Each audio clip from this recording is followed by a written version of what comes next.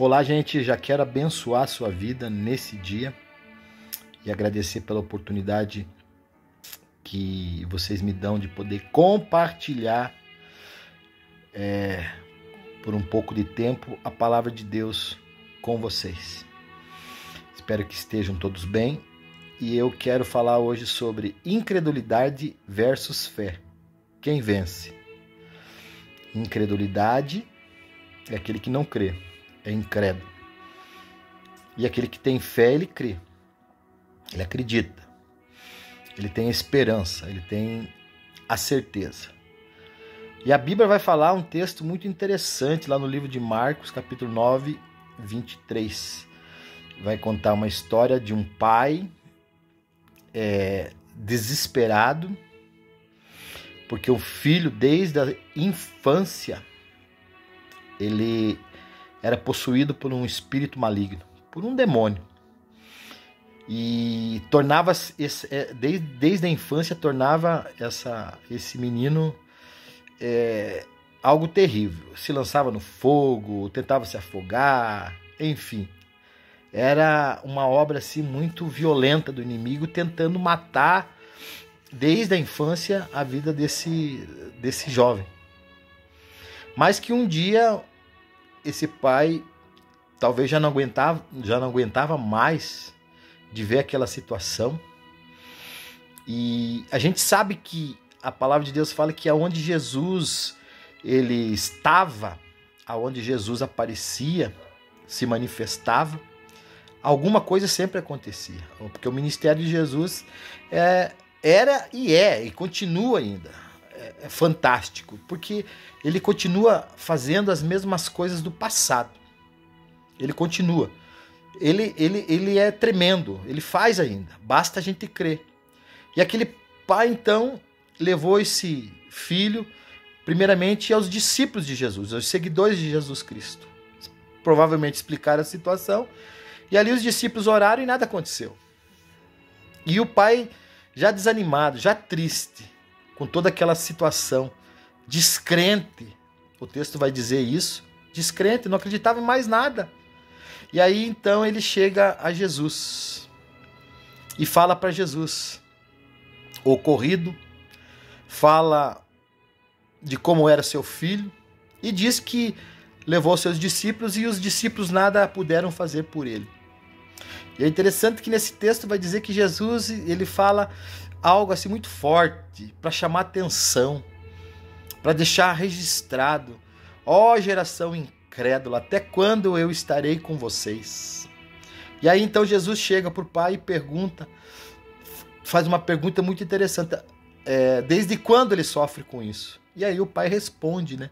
Desde a infância, a vida desse menino, desse jovem, era atormentada por esses demônios. Como eu disse para vocês, que quase chegou a ponto de matar esse menino. E aí então,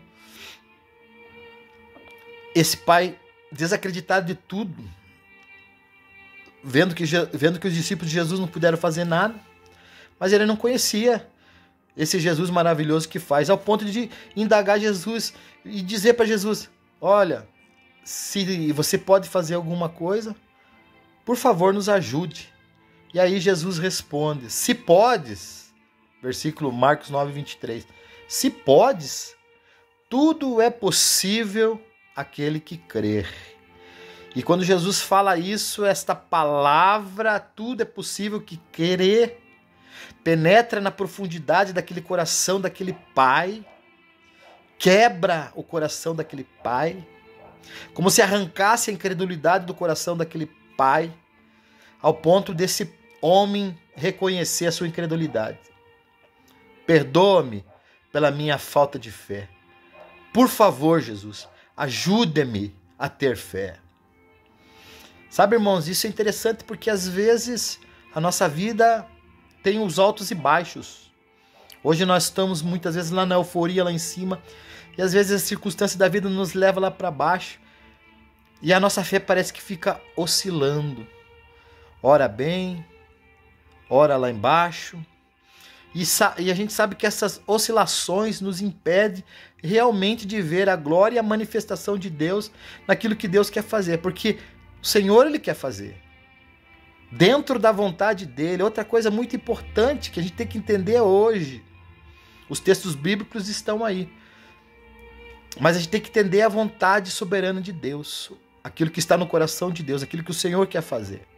Porque a vontade do Senhor é boa, ela é perfeita e ela é agradável. Os planos de Deus para as nossas vidas são planos de paz, são planos de bênção, para que a gente possa prosperar, para que a gente possa ser abençoado. Então, se Ele não mudou, Ele continua fazendo e Ele quer fazer. Talvez Ele quer fazer na tua vida aquilo que você tem buscado, você tem colocado. Outro fator importante, nós não podemos esmurecer, porque no momento certo as coisas vão acontecer. É que nós somos muito exigentes. A gente às vezes quer as coisas para aquele momento. Mas é o momento do Senhor? É o momento de Deus para a tua vida? Se é, vai acontecer. Se não é, vai chegar o momento. Porque até chegar o momento, Deus vai estar trabalhando. Deus quer trabalhar, Deus quer moldar a nossa fé, Deus quer moldar a nossa vida, para que a gente possa chegar e receber aquilo que Ele preparou dentro da vontade dEle, os propósitos dEle. Porque a última palavra é do Senhor para as nossas vidas. Porque às vezes a gente pede e não recebe, e questiona e murmura, mas a gente perguntou qual é da vontade do Senhor? É da vontade do Senhor. Não que o Senhor não quer dar, mas tudo é feito conforme a vontade do Senhor. A última palavra de Deus é para a nossa vida. Ah, mas e o livre-arbítrio? Ah, sim, nós temos o livre-arbítrio, mas a última palavra é de Deus. Se Deus tem o sim, é o sim para a tua vida. Se Ele observar em tudo aquilo que não é, não é. E aí você vai fazer o quê? Vai brigar com Deus? Não pode brigar, à vontade. Mas entenda que os planos do Senhor para as nossas vidas são de bênção. Os milagres estão aí, continuam. Ah, mas eu não tenho visto milagres. Mas a gente precisa crer. Eles continuam, porque Jesus não mudou.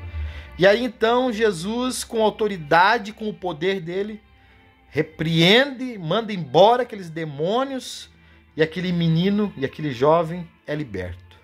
Anos e anos preso, amargurado, família sofrendo. E aí Jesus entra, muda a história da vida de um pai, anima a fé, fortalece a fé e cura a vida daquele menino. Ele é o mesmo que nesta noite te toca, que nesse dia te toca, para abençoar a tua vida. Não desanime, continue firme. A fé vence a incredulidade. A tua fé em Jesus fará com que você vença. Receba esta palavra em nome do Senhor Jesus. Senhor, eu quero abençoar a vida dos meus amigos e irmãos que estão vendo esse vídeo.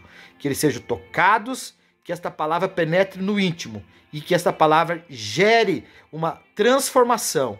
Benção na vida do teu filho. Eu abençoo porque eu creio no Senhor. Amém. Um abraço, Deus te abençoe.